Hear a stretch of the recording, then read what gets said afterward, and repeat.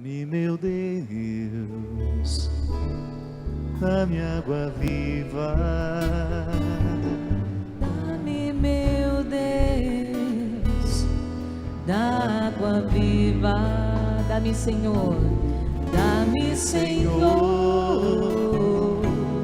da água viva. Dá-me, meu Deus, dá-me, meu Deus, da água viva.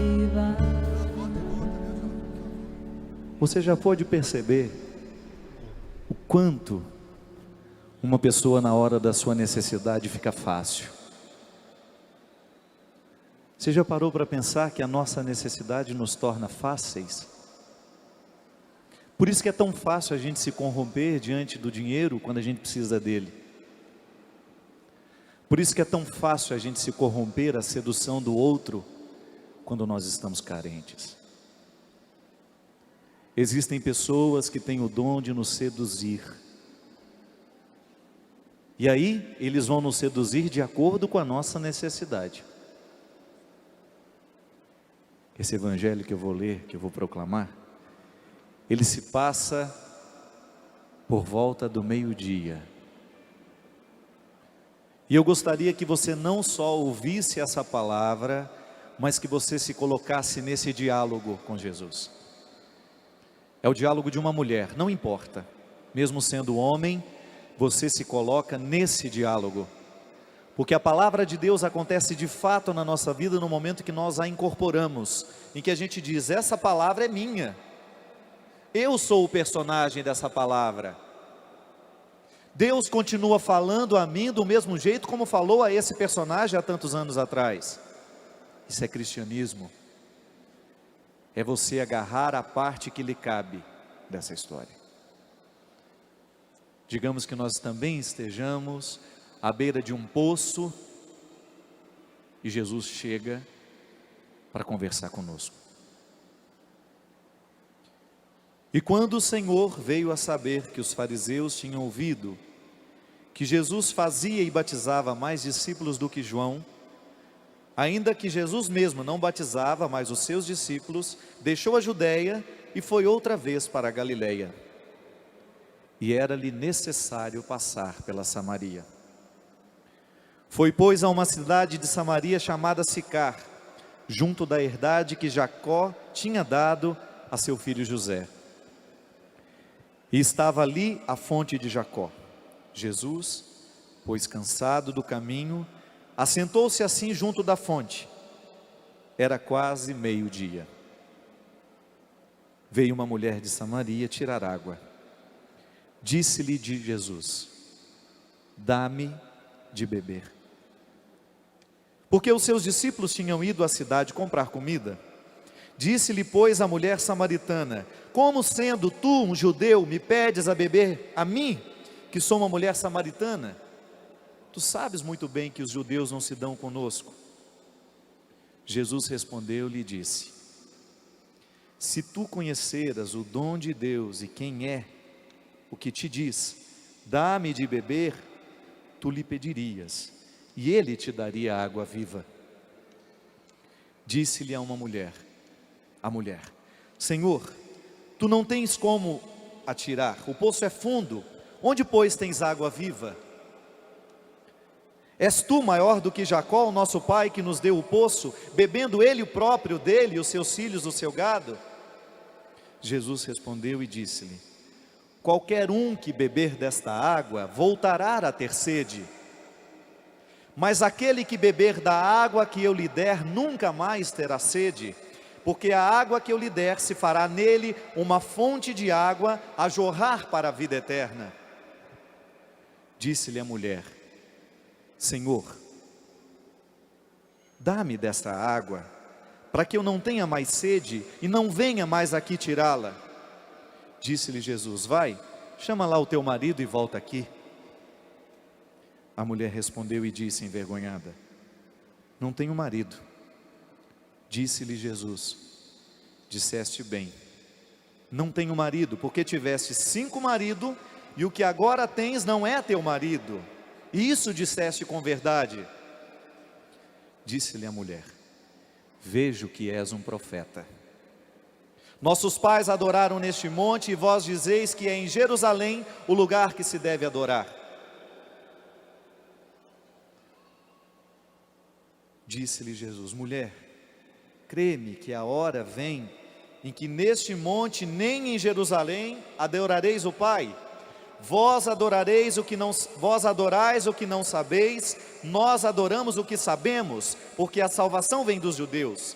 Mas vem a hora, e é agora, em que os verdadeiros adoradores adorarão o Pai, em espírito e em verdade, porque o Pai procura tais que assim o adorem.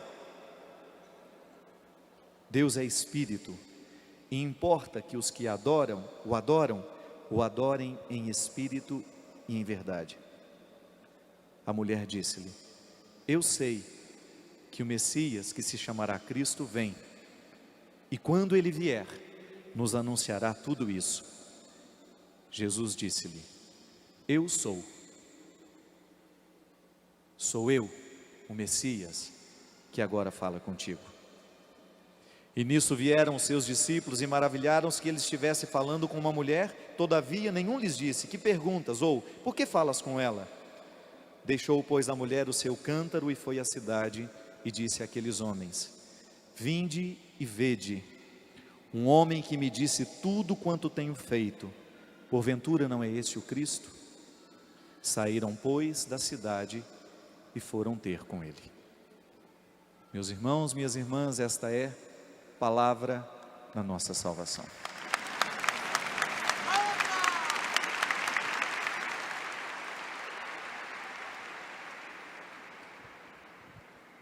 Essa mulher é encontrada, talvez num momento em que o corpo mais necessite de uma pausa, de um cuidado especial, porque o meio-dia representa justamente a divisão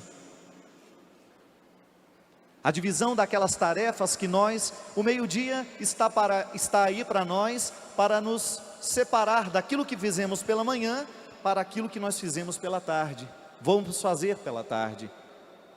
Veja bem que significado bonito tem isso nesse encontro para essa mulher. Poderíamos dizer que na vida passada dessa mulher estava toda esta manhã, todas as horas transcorridas desta manhã, na metáfora do meio-dia que se foi, os 6 maridos, a vida irregular, tudo aquilo que havia sido irregular na vida daquela mulher, simbolizada neste tempo que já passou, e agora o momento é de cansaço, porque aquele que viveu o cansaço da manhã, quem sabe de uma manhã sem muita esperança, agora se senta na beira de um poço para buscar uma água, para se recompor, para beber de uma promessa que o pai Jacó havia deixado, uma promessa e uma esperança ao mesmo tempo, meio-dia significando na vida dessa mulher o tempo que já foi, e o perigo de fazer da tarde um prolongamento da manhã, de fazer da tarde uma repetição daquilo que nós entendemos como possibilidade. O risco de fazer do presente a repetição de um passado que não deu certo. E talvez seja essa a maior condenação que uma pessoa possa viver na sua vida, seja essa: alguém olhar-lhe nos olhos e dizer: tu estás condenado a ser no futuro aquilo que tu foste no passado. E é por isso que eu costumo dizer que eu fiquei padre para anunciar o céu. Porque se o inimigo de Deus é especialista em nos apontar o que se foi, nós, homens consagrados ao serviço do altar, homens que tiveram a sua vida transformada pelo poder do sangue de Jesus, nós temos que apontar os nossos olhos dos fiéis para o futuro que nos espera. Porque se o inferno é passado e condenação, o céu é eterno presente e futuro de possibilidades. O meio-dia se instaurou na vida dessa mulher. Uma vida vivida na metáfora de uma manhã passada. Uma vida experimentada, muitas vezes frases amargas, como aquela que nós dizíamos aqui antes: eu não consegui, eu não dei conta, eu tentei ser amada de todas as formas, eu já tive 6 maridos, eu já busquei a solução, toda a satisfação dos meus prazeres, e no entanto estou morrendo sem ser desejado. Estou correndo o risco de passar a minha vida inteira sem ser desejado, porque eu sou apenas um objeto de prazer. E o pior, faço com os outros a mesma coisa, não experimento na minha vida o desejo de continuar ao lado. Porque se o passado nos condena com seus prazeres já desfeitos, o futuro e o presente pode nos redimir com seus desejos eternos. O meio-dia estabelecido na vida da samaritana, uma vida pronta para ser condenada, e por razões concretas. Essa mulher tinha um passado que lhe dava todas as possibilidades de uma condenação, e até falo, não estou dizendo ainda de uma condenação escatológica, não, estou falando de condenação histórica. Porque uma coisa é você falar da condenação escatológica, daquela que você fala, quando eu morrer vou para o inferno. A outra condenação histórica, e talvez a que estivesse ainda pulsando no coração dessa mulher, era essa: minha vida não deu certo, fiz da minha vida um inferno, não me salvei, não encontrei a felicidade, tornei-me um objeto neste mundo, tornei-me uma experiência desastrosa, fiz da minha vida um desastre, transformei-me nos meus erros, cometi tantos erros que não soube me distinguir dos erros que eu cometi, eu me tornei um erro na vida. E aí eu me recordo das palavras tão sábias do meu confrade Padre Zezinho. Padre Zezinho é um homem de muita sabedoria, e às vezes tem a frase certa no momento certo. Ele diz: um erro na vida não pode ser uma vida de erros.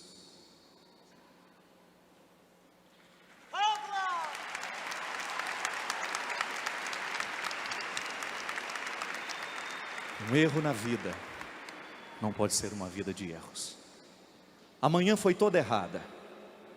A vida dessa mulher, na metáfora de uma manhã que passou, de uma manhã que ela não alcançou o significado para a vida, de repente agora, sentada, cansada, no meio-dia, a hora sexta, como é o significado judaico dessa tradução, momento em que o sol está a pino, o cansaço toma conta, e eis que chega alguém para lhe devolver todo o significado de uma manhã perdida. E aí entra aquele por quem me apaixonei um dia, aquele por quem eu me apaixono a cada dia, com sua capacidade de dizer sem falar. Jesus chega de um jeito simples, de um jeito humilde, e começa a perguntar para ela, pede um favor. Deus pedindo um favor a uma mulher que viveu uma manhã sem esperanças. Esse é o Deus que nós acreditamos, esse é o Deus que nós amamos.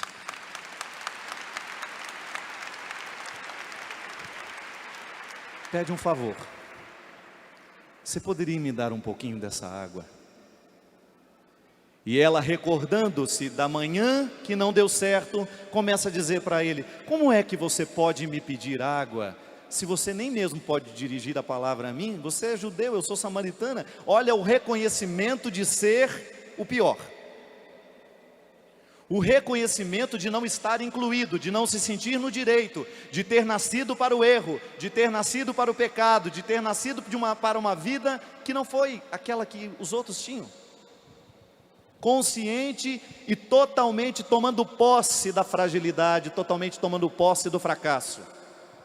E Jesus a desafia: não presta atenção na fragilidade dela, não ponha atenção naquela manhã derrotada, mas projeta para aquilo que pode ser Para ele no momento da necessidade, da sede do corpo, e para ela, a água que definitivamente poderia transformar a sua vida, a ponto de fazer esquecer aquilo que a sede daquela hora poderia romper. Amanhã sem esperanças, amanhã sem mar aberto, amanhã na posse de um exército que a domina. De repente, na frase mansa de um homem que é Deus, ao lhe pedir um favor. E Jesus deve ter precisado olhar muito para aquela mulher, porque somente um olhar que ama é capaz de fazer esquecer os sofrimentos de uma manhã sem esperança. Eu não sei se você já foi olhado assim. Se alguém um dia te olhou de um jeito tão novo e especial, a ponto de lhe fazer esquecer a manhã que não deu certo. Eu não sei se você faz a experiência de vez em quando pela vida, ser olhado por alguém a ponto de fazer-lhe esquecer tudo aquilo que não havia dado certo. Às vezes a gente tão derrotado, tão machucado pela vida, a gente se depara com algumas pessoas que conseguem retirar de nós uma água que nós não sabíamos que a gente possuía. Foi justamente o que Jesus fez com aquela mulher. Olhou para que ela tivesse coragem de esquecer a manhã de derrotas. Se tu soubesses quem é que te pede água para beber, e aquele olhar que encoraja a manter os olhos no passado, mas não para revivê-lo, mas para de fato soterrá-lo, para de fato encerrá-lo, para de fato colocar o ponto certo, é que dá a ela a coragem de contar tudo o que ela havia feito. É como se houvesse um processo de cura interior naquela criatura, naquele instante, que tivesse coragem de dizer: Senhor, meu podre é este, é verdade. E nisso ela reconhece a profecia de Jesus. Não é porque ele anuncia um grande milagre, não é porque ele anuncia uma grande promessa. Veja bem que a profecia de Jesus é reconhecida no coração da samaritana, é porque ele aponta para a verdade dela. O profeta não é aquele que apenas nos aponta para um futuro glorioso, mas é, antes de qualquer coisa, o que nos aponta para aquilo que nós precisamos renunciar para depois assumir o futuro glorioso. E o que aquela mulher precisava fazer era só ter capacidade de dizer: eu sou isso. Porque diante de Deus máscaras não funcionam. Enquanto a gente fingir para nós mesmos, nós não iremos a lugar nenhum. Enquanto nós não reconhecermos as nossas necessidades, as nossas lutas, os nossos mares diante de nós, enquanto a gente não der nome aos nossos inimigos, enquanto a gente não olhar nos olhos dele, eles serão maiores do que nós. Enquanto a gente temer os malefícios da manhã, nós não seremos capazes de entrar na tarde com cores de ressurreição. E foi justamente o que aquela mulher fez. Teve a coragem de contar. No momento em que ele faz a pergunta que mexe justamente nos afetos dela: vai trazer seu marido? Eu não tenho marido. Já tive 5. E aqui existe uma beleza bíblica teológica, bíblico-teológica. 7 é o número da perfeição. Teve 5 maridos. O que agora que tens não é teu. Quantos não? 6. Mas esse que está à beira do poço agora, te pedindo água para beber, é o definitivo, que chegou, que não vai embora.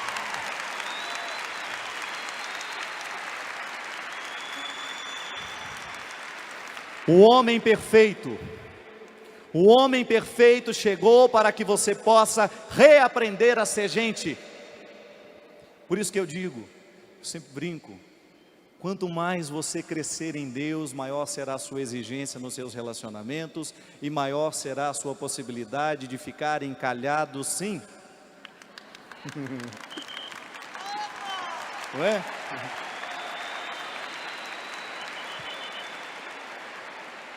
Não vai se sujeitar a qualquer amorzinho barato que chega por aí, não. Gente que chega de qualquer jeito também vai embora. Gente que chega por qualquer porta,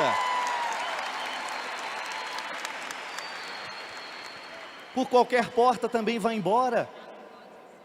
Quantos corações samaritanos vivendo amanhã de um relacionamento que não deu certo por causa disso, quis o marido sem Cristo. A mesma coisa, o homem quis uma mulher sem Cristo. É impossível amar o outro se antes o amor de Jesus não estiver amando em nós, não estiver nos devolvendo o tempo todo. Amor humano precisa nos devolver o tempo todo a nós mesmos. É por isso que nós temos essa especialidade, esse atributo humano. Quando a gente se ama, o que na verdade nós estamos fazendo não é trazendo o outro para a gente, não.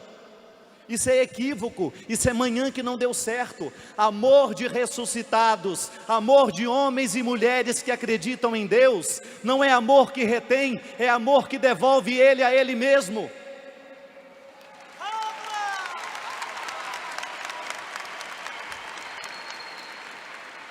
O que aquela mulher havia vivido nessa manhã que não deu certo, manhã que expressa a vida inteira, foi isso.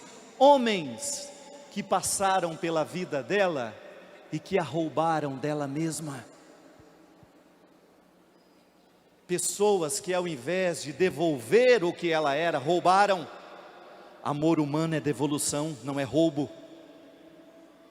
Amor humano é restituição. Eu restituo no outro, com o meu cuidado, com o meu afeto, com a minha fidelidade, aquilo que muitas vezes a manhã da destruição fez. Por isso eu digo, quanto mais nós mergulhamos no mistério do Cristo, maior é a nossa exigência nos nossos relacionamentos. Nós não queremos qualquer coisa, porque aquele que aceita qualquer coisa, também será deixado por qualquer coisa. Tudo que começa no qualquer, termina também por um qualquer. E aí, qual é a experiência humana que essa mulher faz? Gente, devia passar pelo coração dela. Eu estou diante de alguém que está me devolvendo. Alguém que está fazendo os meus olhos se abrirem, para que com coragem possa enxergar todos os mares que um dia me afundaram, todos os exércitos que me destruíram. E ali naquele processo de catarse, de purificação, porque a água purifica, o mesmo mecanismo da água purificando os seus órgãos, aqui a palavra de Deus, na boca de Jesus. Jesus é a palavra, é o verbo. E verbo, qual é a função do verbo dentro da frase? Dar ação ao sujeito. Sujeito sem verbo é sujeito paralisado.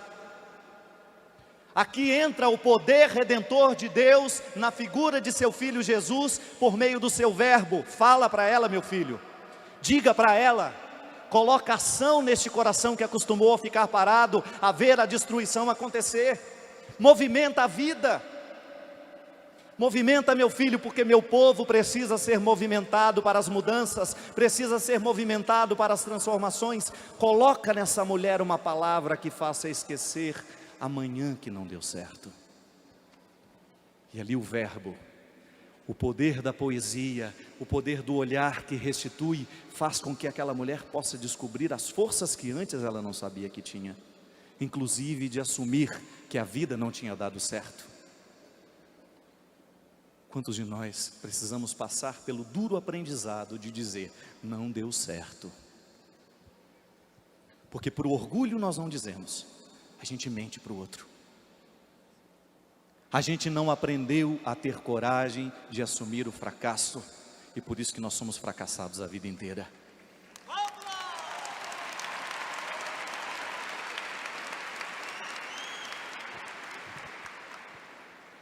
É aquela velha história. Fomos 10 competidores, eu cheguei em último lugar.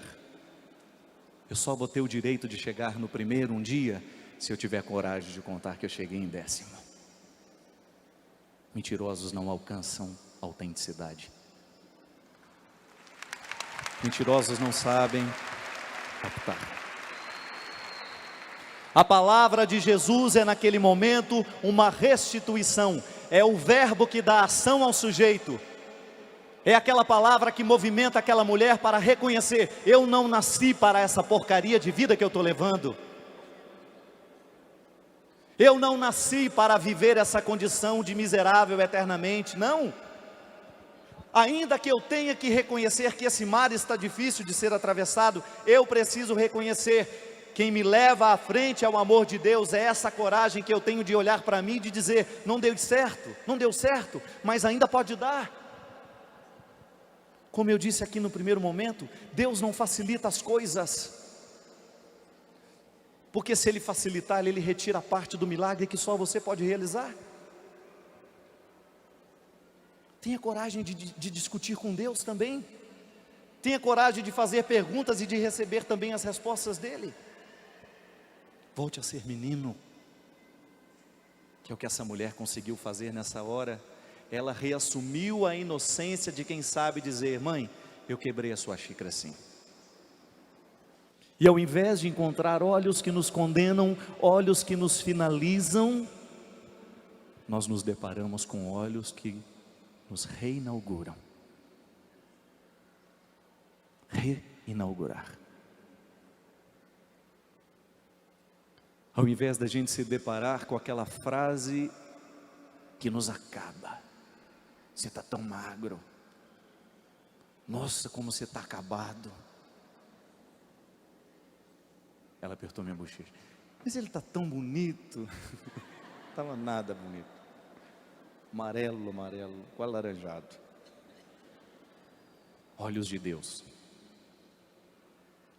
Olhos que ao invés de enxergar aquilo que está soterrado, aquilo que não tem mais jeito, são olhos que são capazes de nos devolver a nós mesmos, a ponto de nos reinaugurar e de colocar em nós uma coragem de nos olhar de um jeito novo e dizer: na vida de um cristão, a vida está sempre começando. Tantas vezes você esbarra naquele irmão que há 30 anos você sabe que é seu irmão, mas já não sente mais, porque tudo aquilo que a gente se acostuma na vida corre o risco de se tornar sem valor. Por isso que o amor, esse jeito bonito que temos de nos encontrar, são formas de reinaugurações. É tão triste a gente ver um supermercadinho, né? Sobretudo nós que moramos no interior, aquela lojinha famosinha durante tanto tempo, de repente fechou as portas, faliu. Coisa mais triste que tem é falir, gente. É humilhante para o dono, é humilhante para o freguês, porque todo mundo se sente meio participante na falência. Meu Deus, será que eu não comprei o suficiente para manter? Falir é tão triste. Quantas relações humanas que estão falidas por causa disso, a nossa incapacidade de olhar o outro reinaugurando. Estou casado há 70 anos, padre, é uma tristeza, porque a gente não consegue mais se ver de um jeito novo, não tem mais novidade para contar. Quem disse? O amor tem que ser esse atributo humano que nos dá a cada dia a capacidade e a possibilidade da gente se reinaugurar. Por isso que o amor sobrevive à medida em que a gente mantém pelo outro o desejo. O prazer com o tempo vai embora, não tem problema não. O importante é sobreviver o desejo.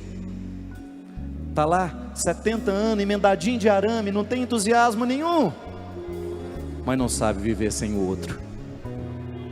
Irmãos que há tanto tempo já não se reconquistam, porque na hora da sede a gente não se encontra, a gente não tem coragem de contar a sede que sente,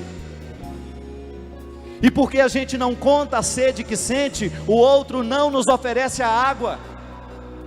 Quer matar a sua sede? Tenha coragem de reconhecer que você é sedento. Em Deus a realidade é a mesma.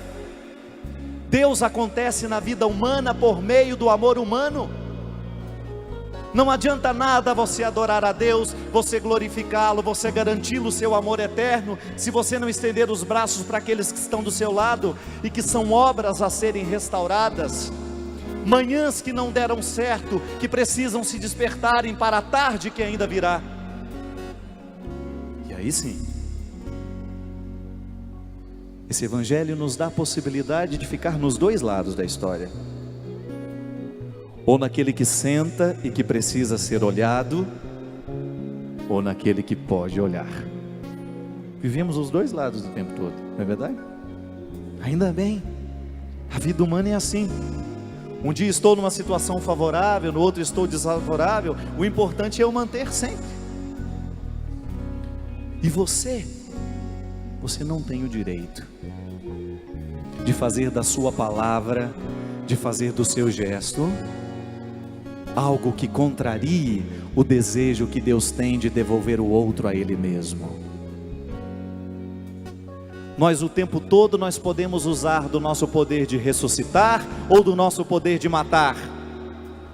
O tempo todo estamos com o poder de desejar e de fazer o outro querer e desejar uma vida santa, uma vida melhor, ou nós estamos sempre prontos com nossas palavras tóxicas para poder fazer o outro desistir da luta. Você escolhe a palavra que você diz. Isso é tão sério, porque esse evangelho nos ensina. Se Jesus preferisse a palavra tóxica, Ele não teria transformado essa manhã de tristeza em tarde de ressurreição. Não teria.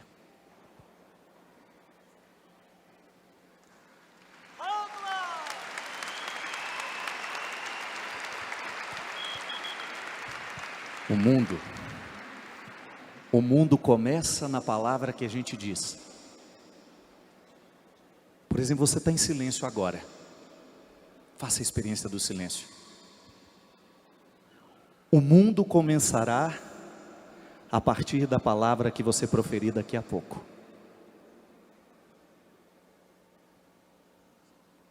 A palavra que você disser a alguém, por meio do seu olhar, por meio do seu gesto, será uma palavra que terá o poder de reinaugurar o outro, ou será uma palavra que terá o poder de finalizar? Estou lembrando de uma história muito engraçada, lá em Divinópolis, Minas Gerais mesmo. Tem alguém de Você sabe que nós lá em Minas, quando a gente morre, sempre tem um parente para chegar de São Paulo, né? Então às vezes o defunto está até derretendo já, mas enquanto não chega o parente de São Paulo, nem não enterra. E espera o parente. Aí a primeira vez que a gente anda de avião é sempre uma situação assim, né? E estava lá, o velho morto lá, sou uma amiga minha que presenciou lá em Divinópolis a história. E o velho já estava até derretendo no caixão, e a filha não chegava, de repente chega. Desculpa se você chama Gorete, mas a história só tem graça se eu falar o nome da Gorete. A moça que chegou chamava Gorete. E a Gorete, como todo mundo, você sabe que o maior número de desmaios no Brasil acontece em Minas, nos velórios, né? Eu nunca vi povo para desmaiar em velório igual a gente. Eu quero ir junto. Só dá um empurrão para ver se quer mesmo, né? Aí chega a Gorete, pai dela morto lá no meio da sala, né? E a Gorete, e grita, e abraça o pai, e sacode o caixão.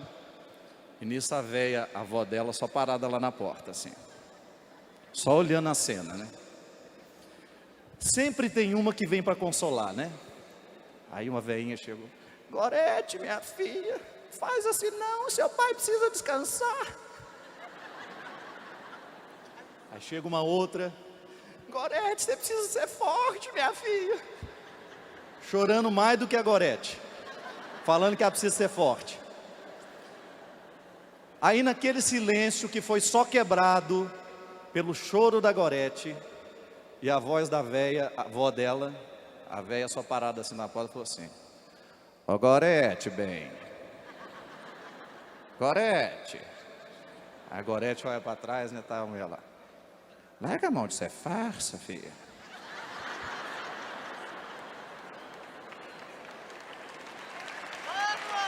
A Gorete levou aquele susto. Você larga a mão de ser farsa, bem. Isso era muito ruim pro seu pai. E tem outra coisa, Gorete. Seu pai morreu muito chateado com você. Pronto.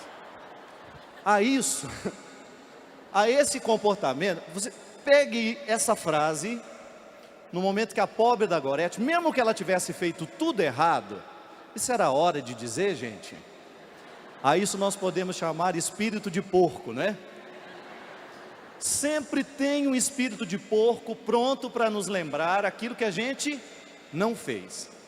Ou então sempre tem um espírito de porco pronto para lembrar aquilo que a gente fez de errado. Raramente uma pessoa vem e nos conta, não, imagina, isso não é hora disso, vamos esquecer. Não. Na vida, essa experiência de Jesus é a mesma experiência da Gorete com a avó dela. Jesus teria toda a possibilidade de relembrar para aquela mulher tudo que não havia dado certo. Gente, a mesma postura se coloca diante de nós o tempo todo, pode observar. O quanto que facilmente nós assumimos na vida a postura de acusadores, quanto que nós somos desumanos, no momento em que nós temos que lidar com a fragilidade daqueles que estão do nosso lado. Às vezes nós somos especialistas em perceber o que o outro não conseguiu. Às vezes nós somos especialistas em colocar a nossa atenção somente naquilo que o outro não alcançou, e isso é diabólico em nós. Quer quebrar o poder do diabólico? Faça a mesma experiência de Jesus. Assuma isso na sua vida, mas é para a vida inteira. Gente que assume a postura de acusador, gente que assume a postura de demonstrar amanhã que não deu certo, o mundo já está cheio e nós não precisamos mais engrossar a fila destes. Nós precisamos demonstrar o nosso cristianismo, é a partir do nosso jeito de fazer uma evangelização que passe pelo ânimo, pela coragem. Muitas vezes a pessoa está no lugar errado, a pessoa está fazendo tudo errado, mas você nunca pode se esquecer que pela condição crística de ser filho de Deus, não existe pessoa errada. O que existe é pessoa certa no lugar errado. O que existe é pessoa certa na vida errada. O pecado não tem o poder de minar aquilo que você é pessoa certa. O diabo não tem o direito de olhar nos seus olhos e dizer, você é a pessoa errada. Isso é mentira. E a especialidade do inimigo de Deus é mentir. Esse ordinário não sabe falar a verdade, ele só mente. E muitas vezes nós, pessoas certas, estamos na vida errada, porque alguém não olhou nos nossos olhos, porque nos faltou alguém que nos olhasse nos nossos olhos e nos anunciasse a profecia. Meu irmão, você é a pessoa certa, só que você está no lugar errado. O que tem que nos dar coragem de continuar a ir adiante é a convicção de que nós somos pessoas certas. E o grande problema do pecado é que ele mina essa nossa convicção. Mina a convicção de que somos pessoas certas, nos colocando a mentira de que somos errados. Não, uma vida errada, volto à frase do meu amigo Padre Zezinho, não pode se transformar, não pode se converter em uma vida de erros. Pessoa certa, muitas vezes vivendo de um jeito errado, mas a pessoa é certa. É igual, volto a dar o exemplo que eu já dei aqui, é igual o diamante que está sujo de barro. Está sujo de barro, mas continua sendo diamante. Porque diamante não foi feito para ficar no barro.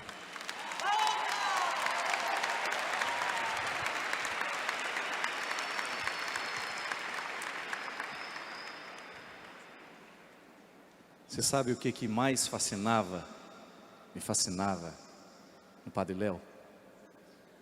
Era a capacidade que ele tinha de olhar a prostituta e reconhecer só a mulher. Esquecer o que era errado nela, para prestar atenção naquilo que era certo.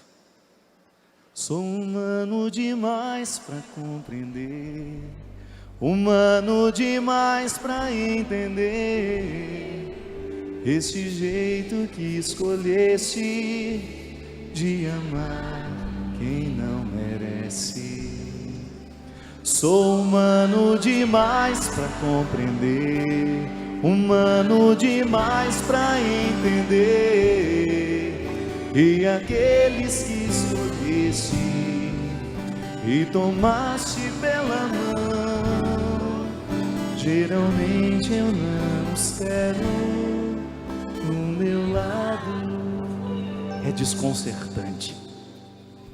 É desconcertante você assumir essa postura na vida. Assuma esse compromisso com você. Eu quero ser uma pessoa que olha o mundo para descobrir as pessoas certas, para apontá-las de que elas são as pessoas certas. Assuma o compromisso de ver o que os seus olhos a princípio não mostram. Olha com profundidade. Olha com mais lentidão. Olha com mais vagareza. Olha as miudezas.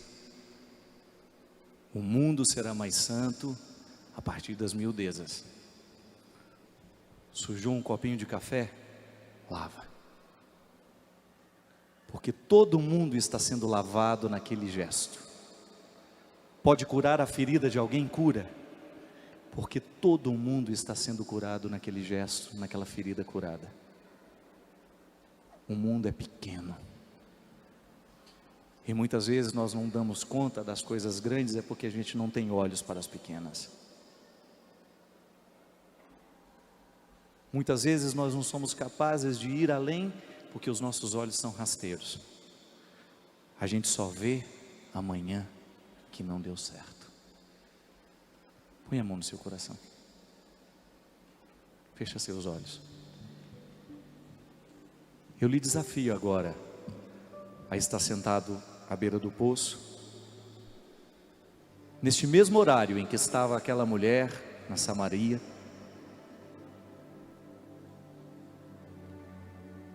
Eu sei que você tem muitas coisas que hoje você poderia classificar como fracassos. Eu sei que hoje você tem realidades muito concretas na sua vida em que você pode chegar e dizer: eu não dei conta de ser mãe naquela hora. Eu não dei conta de ser pai. Eu não dei conta de ser irmão. Eu não fui fiel. Eu não fui humano. Eu fui pelo caminho fácil da mentira. Eu fui pelo caminho fácil da prostituição. Eu corri atrás dos meus prazeres. Eu corri atrás da minha vaidade. Vaidade de ser santo. Dizei nos que estavam do meu lado, achando que eu tinha a palavra final para tudo. Eu corri atrás num retrocesso. Ao invés de caminhar para o poço que me oferece água limpa, eu preferi o retrocesso na manhã que deu tudo errado. Ao invés de colocar a minha atenção nos olhares que me libertavam, eu prestei atenção nas palavras da acusação. Ao invés de colocar a atenção nas palavras que colocavam em mim uma nova esperança, eu coloquei a minha atenção em pessoas que não me amavam. Confiei em estranhos. ao invés de confiar naqueles que me colocaram no mundo. Coloquei todo o meu empenho em sonhos que eram pesadelos, em situações que não estavam favoráveis a mim. Permiti que invasores da minha alma tomassem conta daquilo que eu tenho de mais sagrado, que sequestrassem aquilo que eu tenho de mais precioso. Permiti que muitos me jogassem no barro das indiferenças, fazendo com que o meu diamante pudesse ficar ofuscado com tanto barro. Eu me esqueci de quem eu era. E agora eu lhe desafio a imaginar essa presença de Jesus se aproximando de você, prendendo os seus olhos no dele,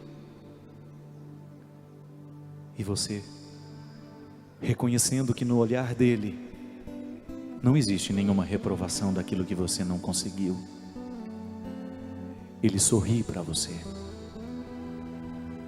Ao invés de um rosto marcado pela revolta, no rosto de Jesus você encontra ternura, amor, misericórdia. E você corre a esse encontro. Você corre definitivamente para esse encontro, porque você sabe que a sua manhã de insucessos e de derrotas só poderá ser esquecida se você prender os seus olhos nesta face, que hoje tem o poder de te reinaugurar. E se antes a sua vida já tinha placa indicando falência, hoje você se renova neste olhar, e você tem a coragem de subir, retirar essa placa que indicava falência, e colocando uma nova placa, aberto, reinaugurado, pelo poder de Jesus em você.